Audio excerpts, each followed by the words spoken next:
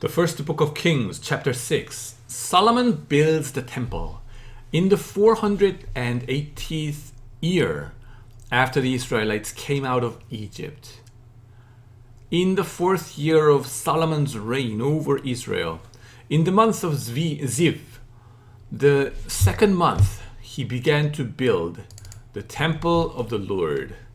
The temple that King Solomon built for the Lord was 60 cubits long, 20 wide, and 30 high. The portico at the front of the main hall of the temple extended the width of the temple, that is 20 cubits, and projected 10 cubits from the front of the temple. He made narrow windows high up in the temple walls. Against the walls of the main hall and inner sanctuary, he built a structure around the building in which there were side rooms. The lowest floor was 5 cubits wide, the middle floor 6 cubits, and the third floor 7. He made offset ledges around the outside of the temple so that nothing would be inserted into the temple walls. In building the temple, only blocks dressed at the quarry were used, and no hammer, chisel, or any other iron tool was heard at the temple site while it was being built. The entrance to the lowest floor was on the south side of the temple. A stairway led up to the middle level, and from there to the third. So he built the temple and completed it, roofing it with beams and cedar planks. And he built the side rooms all along the temple. The height of each was 5 cubits, and they were attached to the temple by the beams of cedar. The word of the Lord came to Solomon. As for this temple you are building, if you follow my decrees, observe my laws, and keep all my commands and obey them, I will fulfill through you the promise I gave to David your father. And I will live among the Israelites and will not abandon my people Israel. So Solomon built the temple and completed it. He lined its interior walls with cedar boards, paneling them from the floor of the temple to the ceiling, and covered the floor of the temple with planks of juniper. He partitioned off 20 cubits at the rear of the temple with cedar boards from floor to ceiling to form within the temple an inner sanctuary, the most holy place. The main hall in front of this room was 40 cubits long. The inside of the temple was cedar, carved with gourds and open floors. Everything was cedar. No stone was to be seen. He prepared the inner sanctuary within the temples to set the Ark of the Covenant of the Lord there. The inner sanctuary was 20 cubits long, 20 wide, and 20 high. He overlaid the inside with pure gold, and he also overlaid the altar of cedar. Solomon covered the inside of the temple with pure gold, and he extended gold chains across the front of the inner sanctuary, which was overlaid with gold. So he overlaid the whole interior with gold. He also overlaid with gold the altar that belonged to the inner sanctuary. For the inner sanctuary, he made a pair of cherubim out of olive wood, each 10 cubits high. One wing of the first cherub was 5 cubits long, and the other wing 5 cubits, 10 cubits from wing tip to wing tip. The second cherub also measured 10 cubits, for the 2 cherubim were identical in size and shape. The height of each cherub was 10 cubits. He placed the cherubim inside the innermost room of the temple, with their wings spread out. The wing of the cherub touched one wall, while the wing of the other touched the other wall, and their wings touched each other in the middle of the room. He overlaid the cherubim with gold. On the walls all around the temple, in both the inner and outer rooms, he carved cherubim, palm trees, and open flowers. He also covered the floors of both the inner and outer rooms of the temple with gold. For the entrance to the inner sanctuary, he made doors out of olive wood that were one-fifth of the width of the sanctuary. And on the two olive wood doors, he carved cherubim, palm trees, and open flowers, and overlaid the cherubim and palm trees with hammered gold. In the same way, for the entrance to the main hall, he made door frames out of olive wood that were one-fourth of the width of the whole hall. He also made two doors out of juniper wood, each having two leaves that turned in sockets. He carved cherubim, palm trees, and open flowers on them, and overlaid them with gold hammered evenly over the carvings. And he built the inner courtyard of 3 courses of the dressed stone, and of course of trimmed cedar beams.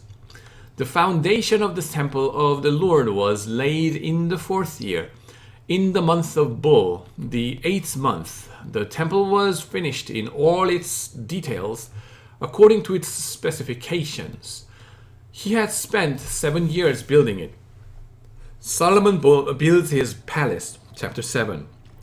It took Solomon 13 years, however, to complete the construction of his palace. He built the palace of the forest of Lebanon, 100 cubits long, 40 wide, and 30 high, with 4 rows of cedar columns supporting trimmed cedar beams.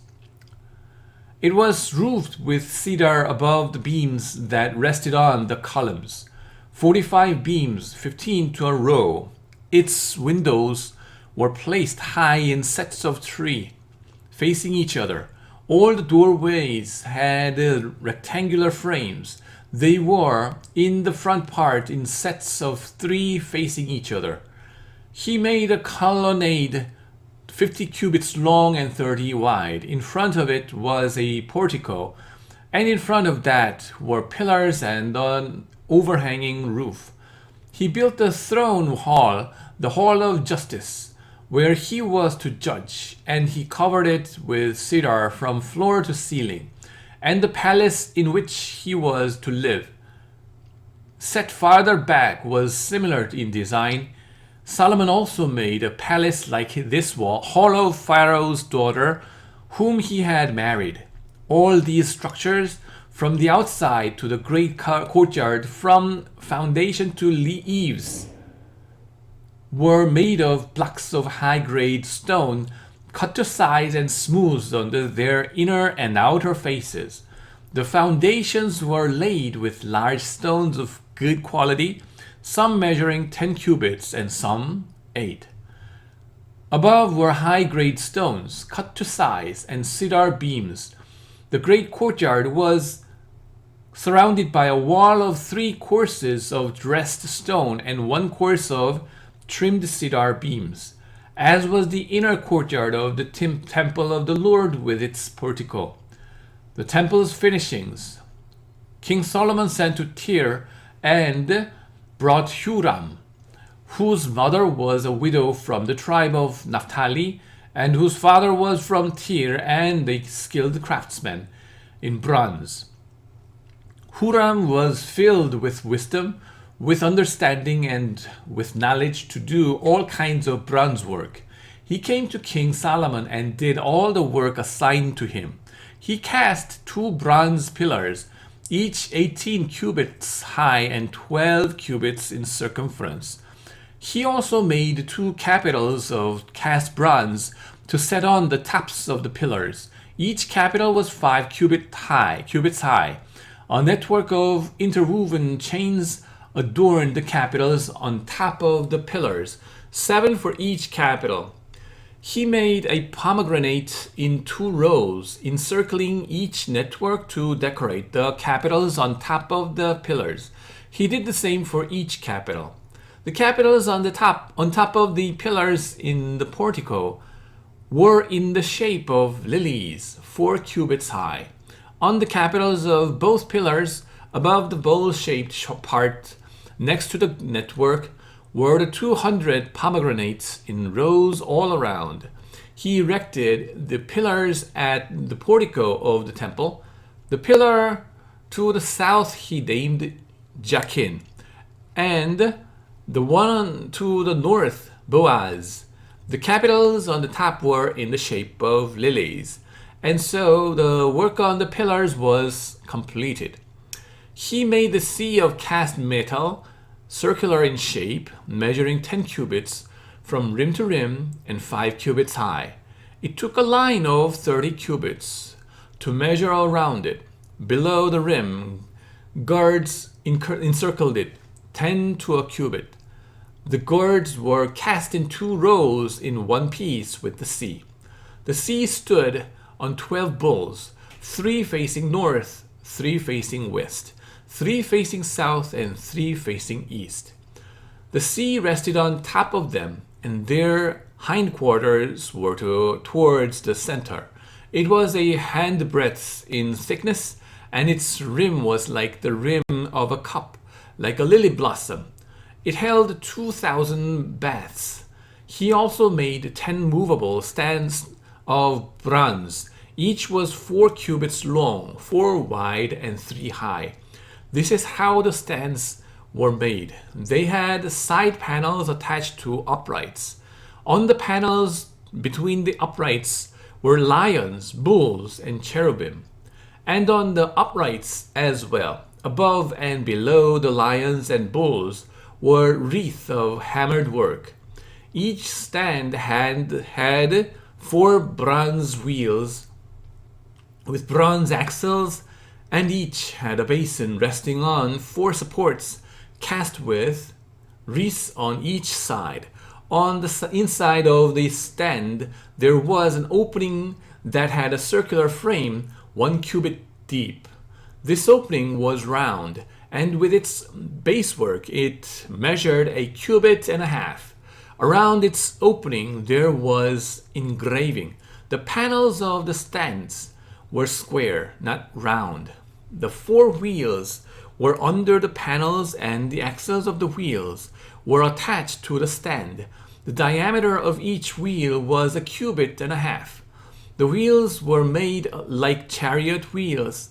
The axles, rims, spokes, and hubs were all of cast metals. Each stand had 4 handles, 1 on each corner, projecting from the stand. At the top of the stand, there was a circular band 1/2 cubit deep. The supports and panels were attached to the top of the stand. He engraved cherubim, lions, and palm trees on the surfaces of the supports and on the panels, in every available space, with wreaths all around. This is the way he made the 10 stands. They were all cast in the same molds and were identical in size and shape.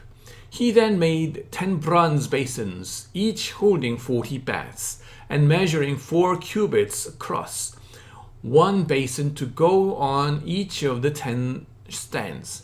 He placed 5 of the stands on the south side of the temple and 5 on the north. He placed the sea on the south side at the southeast corner of the temple. He also made the pots and shovels and sprinkling bowls. So Huram finished all the work he had undertaken for King Solomon in the temple of the Lord. The 2 pillars, the 2 bowl-shaped capitals on top of the pillars, the 2 sets of network decorating the 2 bowl-shaped capitals on top of the pillars, the 400 pomegranates for the 2 sets of network, 2 rows of pomegranates for each network decorating the bowl-shaped capitals on top of the pillars, the 10 stands with their 10 basins, the sea and the 12 bulls under it, the pots, shovels, and sprinkling bowls. All these objects that Huram made for King Solomon for the temple of the Lord were of burnished bronze. The king had them cast in clay molds in the plain of the Jordan between Succoth and Zarethan. Solomon left all these things unweighed because there were so many. The weight of the bronze was not determined.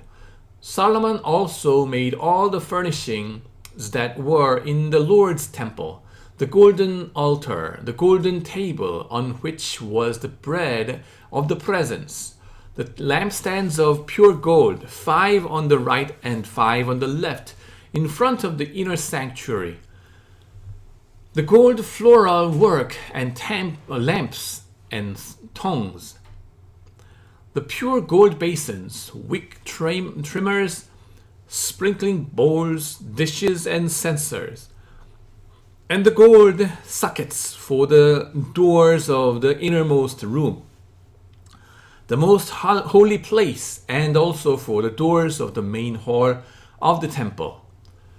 When all the work King Solomon had done for the temple of the Lord was finished, he brought in the things his father David had dedicated, the silver and gold and the furnishings, and he placed them in the treasuries of the Lord's temple. Amen.